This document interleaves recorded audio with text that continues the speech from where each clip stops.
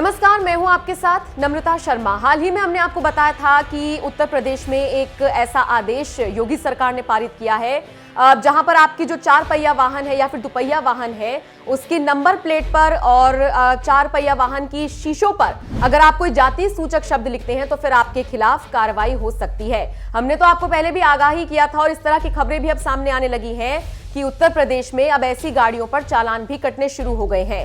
जाति सूचक से हमारा मतलब ये है कि अगर किसी ने अपनी गाड़ी पर, किसी ने अपनी बाइक की नंबर प्लेट पर लिखा है, लिख लेते हैं ना लोग, जाट लिख लेते हैं, ब्राह्मण लिख लेते हैं, ठाकुर लिख लेते हैं, फिर नंबर प्लेट पर जो नंबर इस तरीके से लिखा होता है कि वो पढ़ने में नहीं आता है, उसको लेकर भी सरकार ने ये आदेश लागू किया है कि अगर इस तरीके की कोई चीज सामने आती है तो फिर एक्शन लिया जाएगा। और हाल ही में कई चालान भी इसको लेकर कटे हैं। अब ऐसा लग रहा है कि इसी से एक शख्स इतना बौखला गया कि उसने एक अलग ही तरह का हाई वोल्टेज ड्रामा कर डाला।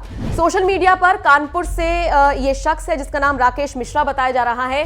इसकी तस्वीर काफी वायरल हो रही है। ये शख्स है जिन्होंने टोपी पहनी हुई है और साइकिल पर एक तख्ती लगाई हुई है और ये लिख रही हैं उस तख्ती पर, मैं ब्राह्मण हूं, मेरा चालान काटो।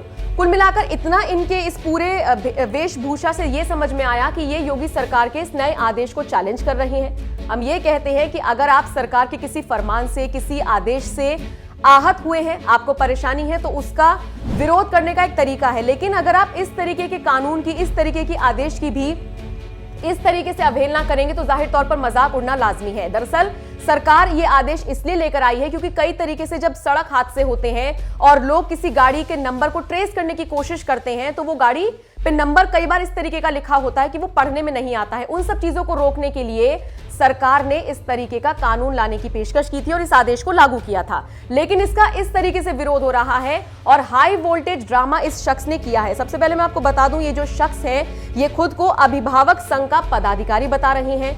कानपुर में इन्होंने एक चौराहा है जिसको बड़ा चौराहा कहा जाता है। अगर आप कानपुर से ताल्लुकात रखते हैं तो आपको पता होगा।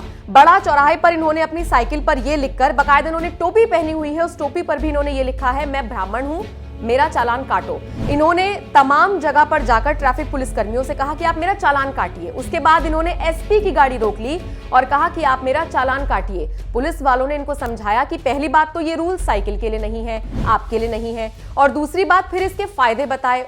कम से कम नहीं तो 3-4 घंटे तक ये शख्स इसी तरीके से ड्रामा करता रहा, अपनी नाराजगी जाहिर करता रहा और फिर अल्टीमेटली जब सरकार के जो इस कानून के जो फायदे हैं वो जब पुलिस कर्मियों ने इस शख्स को समझाए और समझाकर इसको शांत कराया, उसके बाद ये शख्स अपने घर पहुंचा। लेकिन सोशल मीडिया पर इस शख्स की तस्वीर काफी वायरल हो रही है, खबर बन गई, इसलिए हमने आप तक पहुंचाई।